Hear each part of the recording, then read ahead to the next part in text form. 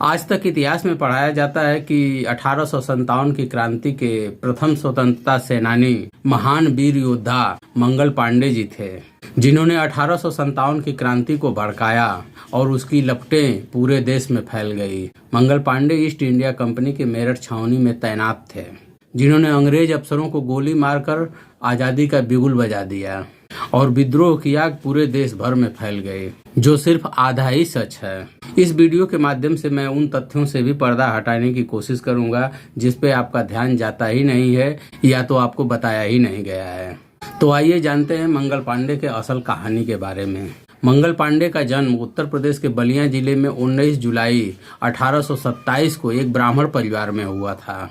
22 साल की उम्र में ही मंगल पांडे का ईस्ट इंडिया कंपनी की सेना में नौकरी लग गई। सेना में नौकरी करते हुए उनकी जिंदगी बड़े मौज से कट रही थी। अंग्रेजों का आदेश बड़े निष्ठा पूर्वक निभा रहे थे। किसी भी तरह की कोई दिक्कत नहीं थी। सेना का मुख्य कार्य था अंग्रेजों के खिलाफ भारतीयों के उठ रहे विद्रोह को बलपूर्वक दबाना। मंगल पांडे को अपनी नौकरी से कोई शिकायत नहीं थी। मंगल पांडे एक त्रिपुंडधारी कट्टर ब्राह्मण थे। वे वर्ण व्यवस्था, जातिवाद, छुआछूत भेदभाव में अटूट विश्वास करते थे। शास्त्रों ग्रंथों में लिखी बातों का अक्षरशः पालन करते थे, जो हिंदू धर्म की मुख्य विशेषता भी है। मैं ऐसा क्यों कह रहा हूँ, आगे वीडियो में आप खुद ब खुद समझ जाएंगे। आइए बात की शुरुआत करते हैं एक घटना से, और घटना यह है कि एक बार कलकत्ता की कारतूस फैक्ट्री में काम करने वाले मातादीन भंगी किसी काम से ईस्ट इंडिया कंपनी के मेरठ छावनी में पहुंचे। गर्मी का दिन था, उन्हें बहुत जोर की प्यास लगी थी। वहीं पे काम करने वाले मंगल पांडे जी भी थे। वो पानी के लिए अपना एक घड़ा और लोटा रखे हुए थे। प्यास से परेशान मातादीन भंगी जी ने मंगल पांडे से कहा कि भाई, मुझे बहुत जोर की प्यास लगी है, आप मुझे पानी पिला दो। इस पर मंगल पांडे जी काफी भड़क गए। मातादीन भंगी जी को काफी भला बुरा कहा, जाति सूचक शब्दों का प्रयोग किया और कहा कि तुम्हारी हिम्मत कैसे हुई मेरे घड़े और लोटे से पानी पीने की। यह बात मातादीन भंगी जी को काफी नागवार गुजरी और उन्होंने मंगल पांडे से कहा कि तुम मेरी जाति से इतना नफरत करते हो कि तुम मुझे पानी नहीं पिला सकते।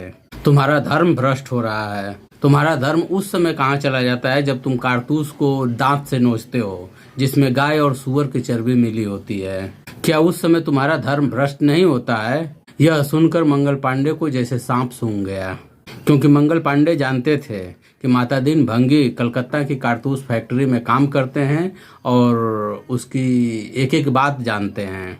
अपने तरफ से जांच पड़ताल करने के बाद जब मंगल पांडे को विश्वास हो गया कि मातादीन भंगी सही बोल रहा है, तो उनकी धार्मिक भावना को काफी धक्का लगा। इससे आहत होकर उन्होंने अपने अंग्रेज अफसरों को गोली मार दिया। सोचिए, वही मंगल पांडे जब कारतूस की सच्चाई नहीं जानते थे तो अंग्रेजों का हर आदेश उनके सर माथे पे होता था।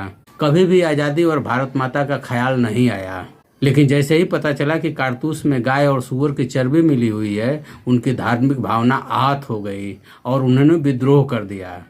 अब आप खुद बताइए कि मंगल पांडे का विद्रोह देश के लिए था या धर्म के लिए था? किस आधार पे उन्हें 1857 की क्रांति का प्रथम स्वतंत्रता सेनानी घोषित किया, आजादी के लिए महान और वीर योद्धा कहा गया? क्या उनका विद्रोह आजादी के लिए था? उनका विद्रोह उनके धर्म के लिए था, धर्म की रक्षा के लिए था, न कि भारत माता की रक्षा के लिए। मंगल पांडे ब्राह्मण थे, सवर्ण थे। हर बार की तरह इस बार भी ऐतिहासिक घालमेल करते हुए मातादीन भंगी को दरकिनार करते हुए मंगल पांडे को आजादी का प्रथम नायक बनाया गया, जो सरासर गलत है। 1857 की घटना को भड़काने वाले मातादीन भंगी थे, जिसके लिए उन्हें मृत्यु दंड की सजा भी मिली। इसीलिए कहता हूँ कि इन पाखंडी इतिहासकारों के लिखे हुए साहित्य को, ग्रंथ को बहुत ध्यान से पढ़ना चाहिए। इन्हें सच को झूठ और झूठ को सच बनाने की पुश्तैनी महारत हासिल है, जो सदियों से करते आए हैं।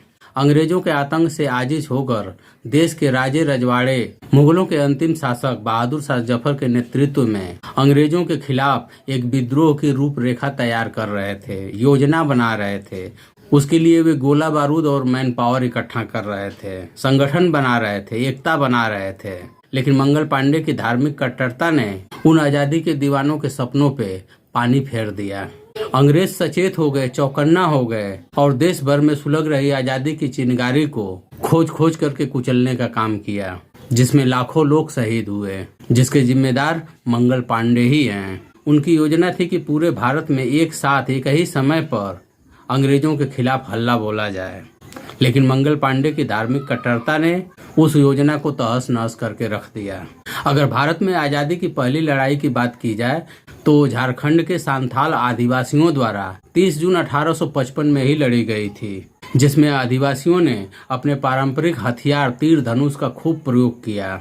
उस लड़ाई में 20,000 से ज्यादा सांथाल आदिवासी मारे गए, लेकिन इतिहास में इसकी चर्चा इन कलम कसाईयों ने कभी नहीं करी है। वही ईस्ट इंडिया कंपनी की सेना ने उन सांथाली आदिवासियों का नरसंहार किया, जिसमें मंगल पांडे सैनिक थे, और उस समय भी Mangal Pandey east India company में सैनिक थे। सोचिए उन्होंने सेना में रहते हुए किनके खिलाफ हथियार उठाया होगा। इन पाखंडी इतिहासकारों की लेखनी इनकी जाति श्रेष्ठता से शुरू होती है और जाति श्रेष्ठता पर ही खत्म होती है।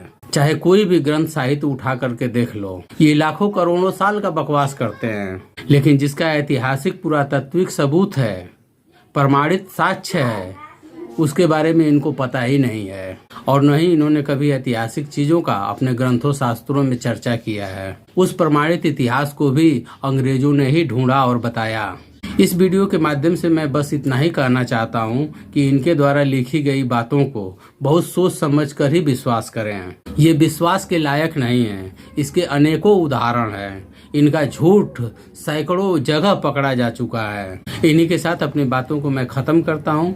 जय भीम, जय जोहार, जय संविधान, जय विज्ञान।